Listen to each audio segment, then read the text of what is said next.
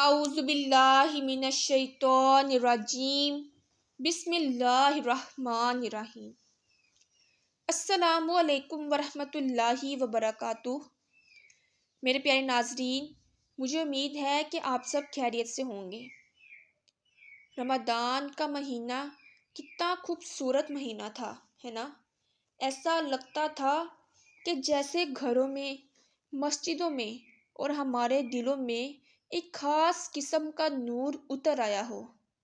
سحری کی وہ رونق، افطار کے وقت دعاؤں کی قبولیت کی گھڑیاں، اور پھر رات کو تراویح کا سکون۔ لیکن وقت کتنی تیزی سے گزر جاتا ہے۔ وہ مہینہ جسے پورا سال یاد کیا جاتا ہے، اپنی تمام تر برکتیں ہم پر نچھاور کر کے رخصت ہو جاتا ہے۔ رمضان کے جانے سے دل میں ایک عجیب سی اداسی چھا جاتی ہے۔ لیکن ہمارا رب کتنا رحیم ہے، اس نے ہمیں اکیلا نہیں چھوڑا۔ اس نے ہمیں ایک اور تحفہ عطا کیا، شوال کا مہینہ اور اس کے چند روزے۔ آج ہم اس ویڈیو میں ایسی زبردست اور حیران کن بشارت کے بارے میں بات کریں گے جو ہمارے پیارے آخری نبی حضرت محمد صلی اللہ علیہ وآلہ وسلم نے ہمیں دی ہے۔ ایک ایسا چھوٹا سا عمل جس کا اجر اتنا بڑا ہے کہ سن کر انسان کا دل خوشی سے بھر جاتا ہے۔ آئیے بات کرتے ہیں اس حیران کن فضیلت کی۔ آخر شوال کے یہ 6 روزے اتنے خاص کیوں ہیں؟ صحیح مسلم کی ایک بہت ہی پیاری حدیث ہے۔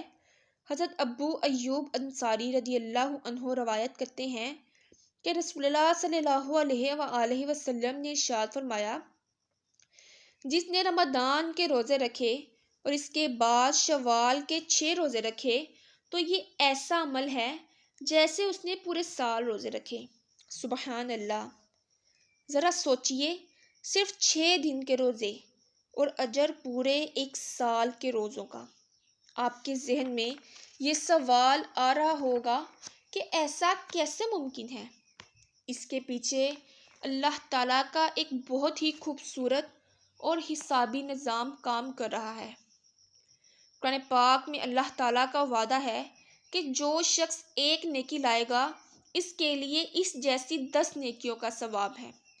اب ذرا حساب لگائیے، جب آپ نے رمضان کے 30 روزے رکھے تو اللہ کی رحمت سے انہیں 10 سے ضرب دیں تو وہ 300 بن گئے، اور پھر جب آپ نے شوال کے 6 روزے رکھے تو ان 6 روزوں کو 10 سے ضرب دیں تو یہ 60 بن گئے۔ 300 اور 60 کو ملا کر پورے 360 دن بن گئے، یعنی پورا 1 سال۔ کیسا رحیم ہے وہ رب جو بہانے تلاش کرتا ہے اپنے بندوں کو بخشنے کے، انہیں نوازنے کے۔ وہ چاہتا ہے کہ اس کے بندے تھوڑی سی محنت کریں اور وہ انہیں ڈھیروں ڈھیر اجر عطا کرے۔ یہاں ایک سوال ہے جو اکثر لوگ پوچھتے ہیں کہ کیا یہ روزے فرض ہیں؟ اگر ہم انہیں نہ رکھیں تو کیا ہمیں گناہ ملے گا یا کیا کوئی نقصان ہوگا؟ اس کا سیدھا جواب یہ ہے کہ نہیں، یہ روزے فرض نہیں ہیں، یہ نفلی روزے ہیں۔ ہمارے آخری نبی صلی اللہ علیہ وآلہ وسلم کی پیاری سنت ہے۔ اگر کوئی شخص کسی مجبوری کی وجہ سے یا ویسے ہی یہ روزے نہیں رکھتا تو اس پر کوئی گناہ نہیں ہے، اللہ تعالیٰ اس سے ناراض نہیں ہوگا۔ سوچنے کی بات یہ ہے، نقصان کیا ہے؟ نقصان یہ ہے کہ اتنے بڑے اور عظیم اجر سے ہم محروم رہ جائیں گے۔ جہاں آپ کو پورے سال کے روزوں کا ثواب ملنا تھا، وہاں صرف اپنی سستی کی وجہ سے پیچھے رہ جائیں گے۔ کیا ہم میں سے کوئی چاہے گا کہ اتنی بڑی آفر، اتنا بڑا انعام ہاتھ سے جانے دے؟ یقیناً نہیں۔ اسلام دین فطرت ہے، اس میں آپ کے لیے بہت آسانیاں ہیں۔ ایک اور بہت عام سوال پوچھا جاتا ہے کہ کیا شوال کے 6 روزے مسلسل یعنی ایک ساتھ لگاتار رکھنا ضروری ہے؟ تو اس کا جواب یہ ہے کہ بالکل بھی نہیں۔